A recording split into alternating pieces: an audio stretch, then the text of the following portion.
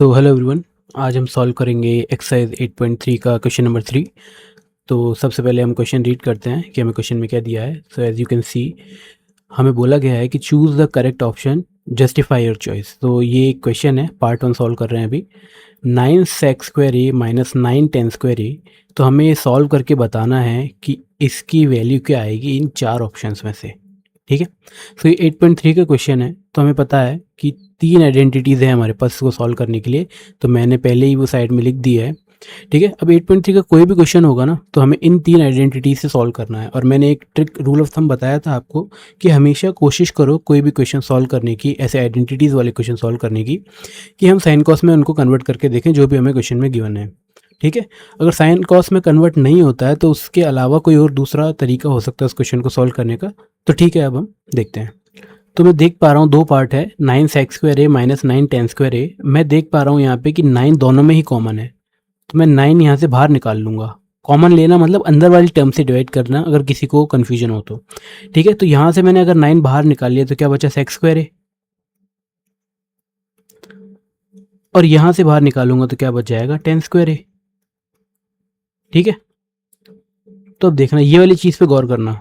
मैंने ये वाली आइडेंटिटी देखी है 1 plus tan square A equals to sec square A. अगर मैं देख रहा हूँ यहाँ पे सेक स्क्वायर ए है, टेन स्क्वायर ए है, यहाँ पे भी टेन स्क्वायर ए है, सेक स्क्वायर ए है। तो मैं अगर ऐसा करूँ कि 10 को मैं क्या करता हूँ, इक्वल टू के दूसरी तरफ ले जाता हूँ, तो माइनस का हो जाएगा और क्या बच जाएगा, 1। तो ये क्या हो गया, sec square A minus ten square A equals to 1।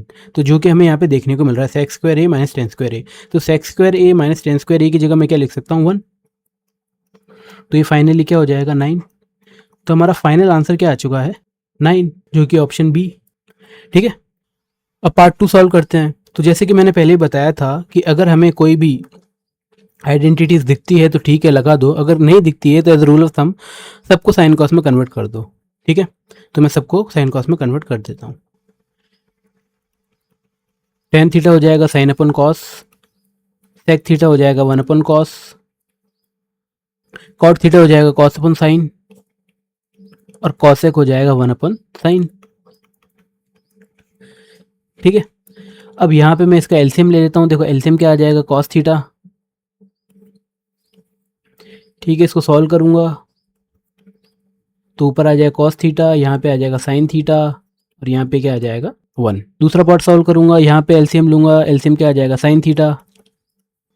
यहाँ पे आ जाएगा sine theta plus cos theta, और ये हो जाएगा -1। ठीक है, अब एक चीज़ आप नोटिस करना कि मैं अगर ऐसे कुछ ब्रैकेट बनाता हूँ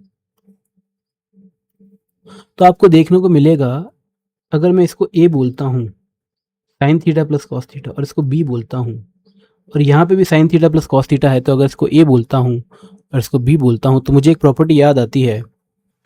क्या प्रॉपर्टी है, A plus B, A minus B equals to A square minus B square. अपने केस में ए क्या है, cos theta plus sine theta, और बी क्या है, 1। तो इसका स्क्वायर हो जाएगा और इसका स्क्वायर हो जाएगा। किसका स्क्वायर होगा, cos theta plus sine theta का होल स्क्वायर, और इसका -1 का स्क्वायर हो जाएगा। ठीक है, तो ये इंप्लीमेंट करता हूँ। तो मैं यहाँ पे क्या कर दूंगा, ए स्क्वायर माइनस बी स्क्वायर। तो ए मेरा क्या है, cos theta plus sine theta, ये मेरा ए है तो इसका स्क्वायर हो जाएगा, माइनस बी स्क्वायर, बी कितना है, 1 का स्क्वायर हो जाएगा। तो नीचे क्या आ जाएगा, same cos theta into sine theta, product हो जाएगा इनका। अब मैं यहाँ पे देख पा रहा हूँ cos theta plus sine theta. तो आपको अगर आइडेंटिटी दिख रही हो ए प्लस बी का होल स्क्वायर, अगर मैं इसको ए बोलता हूँ इसको बी बोलता हूँ तो मेरी आइडेंटिटी क्या बोलती है। ठीक है, तो मैं आइडेंटिटी लगा देता हूँ। ए मेरा क्या है, कॉस, तो ये हो जाएगा cos square theta plus 2a क्या है, कॉस थीटा, बी क्या है, साइन थीटा, और यहाँ पे साइन थीटा मतलब बी का स्क्वायर हो जाएगा। और यहाँ पे क्या चल रहा है, -1, नीचे क्या चल रहा है, cos theta into sine theta. अब मैं इसको आगे सॉल्व करता हूँ, इसको थोड़ा अच्छे से लिखता हूँ मैं। यहाँ पे हो जाएगा साइन स्क्वायर थीटा, फिर मैं लिखता हूँ कॉस स्क्वायर थीटा, फिर मैं लिखता हूँ 2 कॉस थीटा साइन थीटा, फिर मैं लिखता हूँ -1, और अपॉन में मैं लिख दूंगा जो भी नीचे है मेरा डिनोमिनेटर में, cos theta into sine theta. ठीक है, मतलब इसका ऐसा करने का मतलब क्या है कि देखो 3 + 7 बोलो या 7 + 3 बोलो, बात तो एक ही, आंसर तो 10 ही आएगा। चाहे मैं 7 को पीछे लिखूँ चाहे 7 को आगे लिखूँ, बात तो एक ही है, 3 + 7 या 7 + 3 एक ही चीज़ है, ठीक है। तो वैसे ही अगर साइन मेरा पीछे की तरफ ऐड हो रहा है या आगे की तरफ ऐड हो, बात तो एक ही है, चाहे तो इसलिए मैंने उसको आगे लिख दिया। वैसा क्यों करा है, ये मैंने मेरी सहूलियत के हिसाब से करा है, क्योंकि अब मुझे देखने को मिल रहा है कि यहाँ पे एक प्रॉपर्टी बन रही है sine square theta plus cos square theta. तो अगर आप प्रॉपर्टी देखोगे साइन स्क्वायर ए प्लस कॉस स्क्वायर ए, तो इसकी जगह मैं क्या लिख सकता हूँ 1, एक ही जगह बस थीटा है वहाँ पे, ठीक है, एंगल तो कुछ भी हो सकता है। तो मैं sine square theta plus cos square theta की जगह क्या लिख दूंगा 1, बाकी सब चीज़ें वैसी की वैसी रहेगी और नीचे भी वैसा का वैसे ही रहेगा। अब मैं देख पा रहा हूँ 1 प्लस का है, ये 1 माइनस का है, तो 1 से 1 कैंसिल आउट हो गया। यहाँ पे आगे क्या आएगा 2 साइन थीटा कॉस थीटा और नीचे क्या आ जाएगा cos theta sine theta. Cos theta से कॉस थीटा कैंसिल हो जाएगा, साइन थीटा से साइन थीटा कैंसिल हो जाएगा। तो फाइनली मेरा आंसर क्या आ जाएगा 2। तो this is my final answer. तो अगर मैं ऑप्शंस देखूँ तो C is my final answer. So this was question number 3 from exercise 8.3, जिसके हमने दोनों पार्ट 1 एंड पार्ट 2 सॉल्व कर लिए हैं। अब नेक्स्ट पार्ट के अंदर हम पार्ट 3 एंड पार्ट 4 सॉल्व करेंगे। So thank you for watching, see you in the next one, bye.